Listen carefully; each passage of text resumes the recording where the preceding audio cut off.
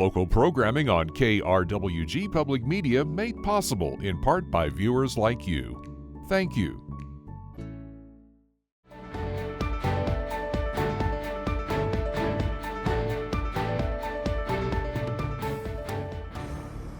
Welcome to a brand new season of Your Legislators. I'm KC Counts. The 30-day legislative session got underway Tuesday in Santa Fe. Throughout the session, we'll speak with lawmakers about legislation they support, issues they hope to address, and how the state's budget is expected to take shape in an ever-changing landscape with regard to federal funding, the oil and gas industry, and other factors.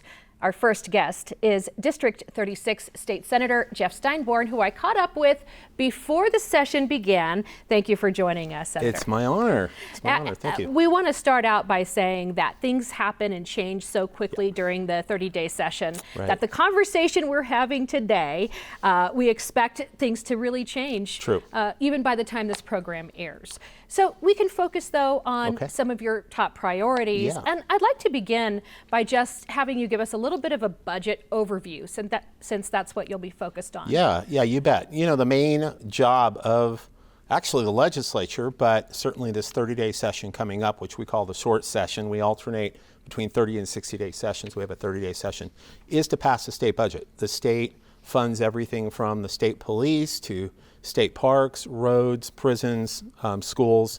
And so we have to pass a budget, which starts the fiscal year. Our budget for the state of New Mexico starts July 1st. So we got to pass that budget. And, we see New Mexico's been on a boom cycle in terms of revenues, flush with revenues from oil and gas, largely. We see tightening. Oil prices are down because of what's happening with tariffs and international. So the budget situation is kind of changing in New Mexico, but we're still in very solid fiscal position. In fact, it was just reported that our bond rating as a state just went up. So we're doing some really smart things. We have very high reserves. So we're in a good position, and that'll be mission one. But of course, I've got a lot of really important policy bills that I'm working on as well.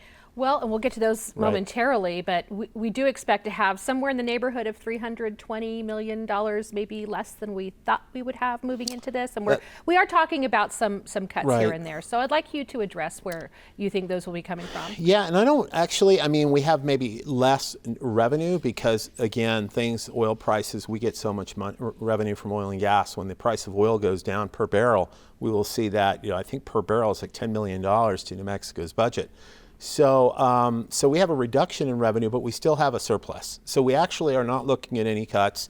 We're looking at maybe some flatter budgets in some areas of state government, but we're also looking at some increases. So, but thankfully, no cuts. New Mexico's in a really strong fiscal position right now, unlike some other states that really are in a recessionary period where they're not. I did read one report that the Legislative Finance Committee recommended a 5% cut to the HCA. Is that something that you are aware of? No. Okay. All right. Well, we'll ask one of those members then there you go, about that potential. Breaking news. What about the area of new spending and where you see New Mexico making some room in its budget for some new spending?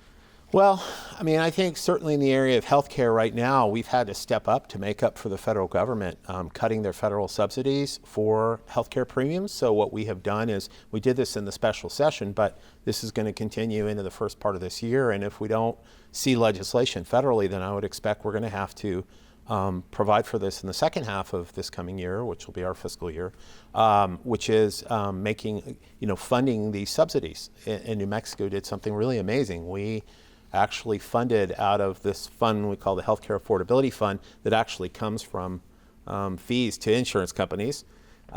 We help people afford healthcare and help them with their premiums. So we have gone into that fund to say, okay, we're going to make up for the shortfall in these federal ACA subsidies. So thankfully, New Mexicans will not see at least their premiums go up because of that. But we just did that through 6 months when we did the special session. So if the federal government doesn't pass a bill throughout this year, then I'm sure we will take that up. But other areas of, we're looking certainly at early childhood. We're looking at more things to help recruit physicians. One thing I'm really pushing for is funding for more residency positions. So we can get into some of that, but those will be some areas we'll be looking to increase funding. All right, well, let's move on to some of those Sure. legislative items that you're behind. And let's begin with the Microgrid Oversight Act. I have the bill right here. Right, good. And we can talk a little bit about what it is designed to do. Obviously, since Project Jupiter has become such a big story in Doñana County, and the way we learned about how this all unfolded, now we're looking at kind of going back and maybe trying to get that genie back in the bottle a little bit. So tell us what this bill does. Yes, so we have really a new industry here. I mean, Facebook came to Los Lunas, a number of years ago, but it was done. They plugged into to their utility company, and they used 100% renewable energy, and it really wasn't much of a story outside of the incentives that they gave to get them there. Now we've got a new construct where we've got these massive data centers, 1 gigawatt plus data centers being talked about. Of course, Project Jupiter down in our part of the county, which was kind of a last minute thing for most of us to hear about, and where they are going to build their own power plants called microgrids, which will be their own power, supplies, right there on site, and will power their operation.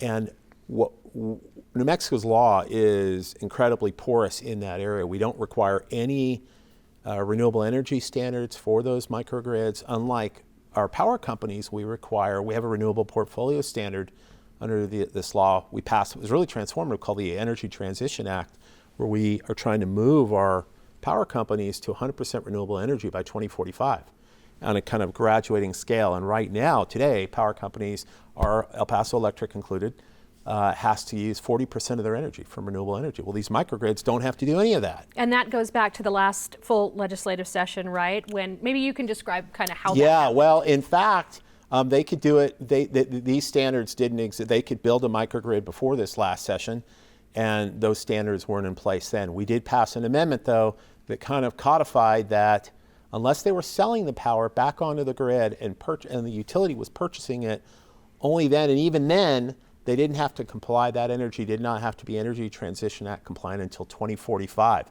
So it completely blew past all the current energy renewable transition. But this amendment did not include if they were not selling the power. And so if they were not selling the power, they don't have to comply at all. And so consequently, it's like open season on New Mexico and our climate, and these data companies, these data centers, like Project Jupiter, announced that they were going to be using 100% natural gas, which of course adds quite a bit of carbon emissions. Now, just a month or two after Project Jupiter, an even bigger data center was announced in Lee County that was going to use 9 gigawatts of power, starting with 2 gigawatts of natural gas in the first phase. And then there was a third one announced. So what it's laid bare is that we have really made ourselves open season on attacking New Mexico's climate with these guys, and we've got to close this up so that we require the same renewable energy standards for microgrids as for utilities. And so I have a bill to do that, and some other things. So the first thing is that it does put these microgrids under the authority of the Public Regulation Commission. Yep. What else does it do? It clearly puts them under it. I think the most important thing it says microgrids have to follow the same renewable energy standards as publicly owned utilities, El Paso Electric, PNM, et cetera, electric co-ops. And that would be if a microgrid if it were to go into effect after, I think the bill says May 1st or May 28th of this year, they would have to use 40% of their energy would be renewable energy, and that would include Project Jupiter. And then that would graduate by 2030. It goes up to 50%, all the way up to 100% by 2045. So it brings them in compliance. It would bring them at the same standards as utilities, but it would also give clear oversight by the PRC. It would require annual reporting, including how much water is used by the power generation, the microgrid, as well as its tenants. So I think that's a huge concern to a lot of us, is the transparency around water usage. It seems to be a moving target. So what this law would do, if passed, and if given a message by the governor, which of course has to happen in a 30-day session, is we would actually require of them a reporting of how much water. And finally, the last thing it does that's super important is it would say that public utilities, if they purchase microgrid power, could not raise rates of customers. And that's really important because of that power. And that's really important because the way energy infrastructure is financed normally in New Mexico with power companies is through rate increases. And what we want to make sure is that these data centers and the microgrids are not being financed on the back of existing customers through a back door of the utility then purchasing that power and raising rates. Obviously, you can only deal with the New Mexico side of the Right. state line, but it's an interesting situation because El Paso Electric obviously will serve some different circumstances for these data Right. centers that we've talked about in El Paso. Are you concerned that even if this passes, that rates will increase to customers of El Paso Electric in New Mexico because of what might be happening across the state line? No, because this bill, well, we can't say what they'll do in Texas, certainly. But what we're trying to encourage is the development. There's no way to comply with this without building more energy infrastructure, building more renewable energy infrastructure particularly. So what the bill tries to set up is a situation where they will finance this infrastructure. They will be the ones paying for it. This bill says specifically that the PRC cannot approve new infrastructure acquisition if it raises rates or has an adverse impact. So to the extent that these things are built on site, they're financed by the data center, the utility infrastructure, hopefully those costs won't shift to another state. But that's another challenge certainly, is that once you get onto the grid, it's putting pressure perhaps in other places. And so as we're having this conversation, again, it's a short session. Yeah. We don't know what the likelihood is that we're going to make some progress here. Do you expect to bring this back in the next full session? This is a huge, huge issue. To put it in perspective, what the 3 data centers that have been announced would increase, would be more than 2.5 times the total electricity usage of the rest of New Mexico's electricity consumption. It would close to double the carbon emissions. There's probably no single biggest threat to our climate emission standards to the extent we care about it than this issue right here. So until we deal with this is going to be a very big deal. And obviously the state is courting these data centers. I mean, I don't think that's any accident. So I think it's incumbent on the governor, the administration, and the legislature to get serious about putting environmental standards on this issue.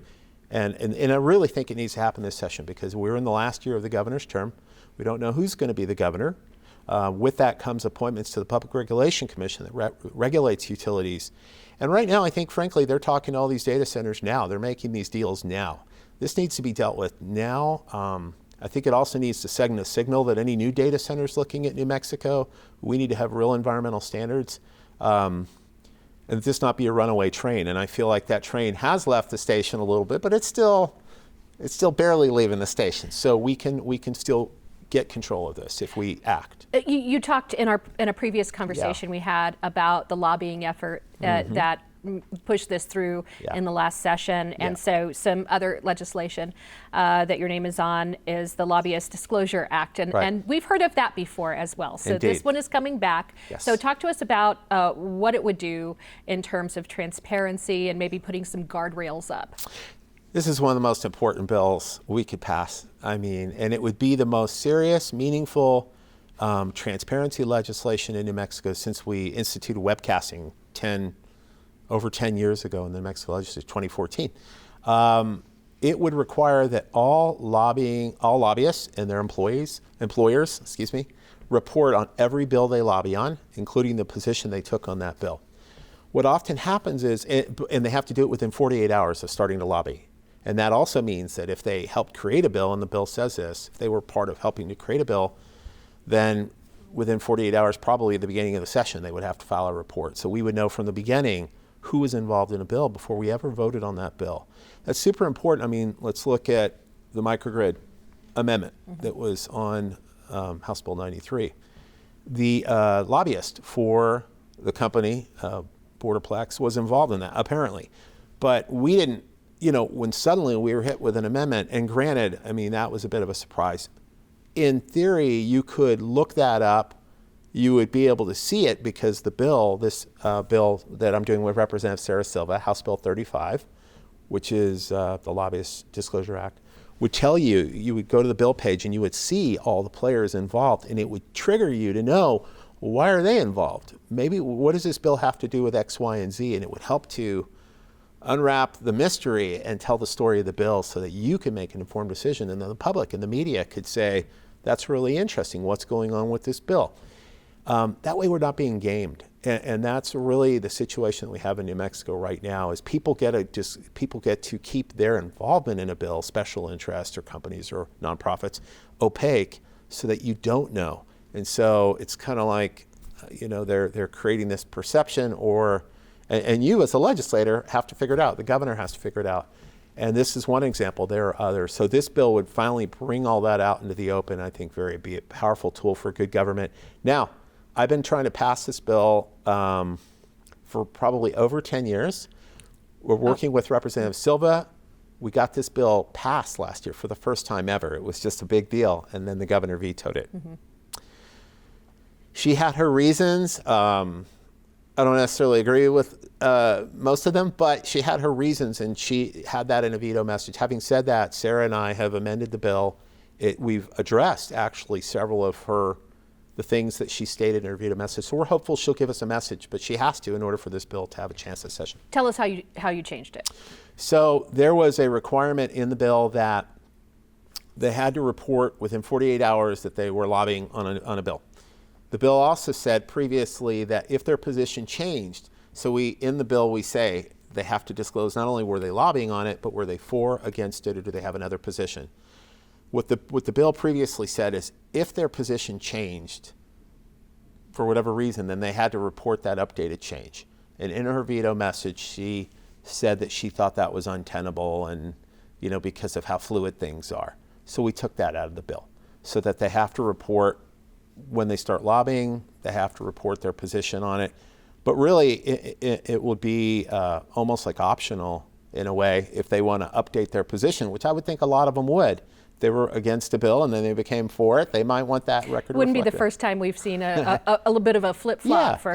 Yeah, it happens. So we made that change, and that was one of her arguments was just, how inconvenient this would be on the poor lobbyists to have to report, their involvement. Now, I would note under New Mexico law, when they spend more than $500 during a session, they have to report that within 48 hours. So, requiring their lobbying on a bill that we're going to vote on that's going to make policy for the state is way more important than them spending $500 on a handful of legislators at a dinner. And so this 48 hours is really important for timely reporting. And so, well, I think we'll see. One of the other areas, and I know, lobbying affects every aspect of our legislature, but one of the other obviously top issues is attracting and retaining medical providers in New Mexico and what has happened along the way there. So tell us about the legislation that you're supporting along those lines. So there's a series of issues that people are very, very interested in. Of course, medical malpractice is the top of the issues, which is really a grab bag of issues that have to do with, the legal environment and how much lawyers can get. And I think all of those need to be looked at and need to be improved upon to the extent that we can. There's a continuum of different options there, some of which are very unfriendly to consumers, and I'm not interested in not protecting consumers. So it's a balancing act, but there's other things we can do to help medical providers, which I think maybe are lower hanging fruit, but really impactful. New Mexico is now the only state in the country that taxes medical services and charges doctors gross receipts tax. It's really tough on our medical providers. So I took that issue on last session and worked with our Doñana Medical Society. Shout out to them, all the great local doctors we have in Las Cruces. They really said we need to be more active, and they took a leadership role in trying to help solve this for the state. So I worked with them and we figured it out, and a lot of late night calls, but a bill to eliminate all these little areas where they're taxed. And we were ultimately successful getting a piece of that tax reform into a tax package at the end of the session that also unfortunately was vetoed.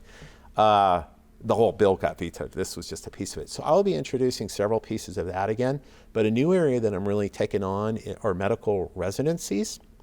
And so when a physician or a medical student graduates medical school, they then have to do this thing called a residency, where they're actually practicing medicine in an area where they're kind of polishing off their training before they finally go into independent practice by themselves or wherever they go to work. And these positions are funded. So we get doctors who come here do residencies from all over, including the state of New Mexico, homegrown docs. These residencies are funded by the federal government, and there's only so many slots.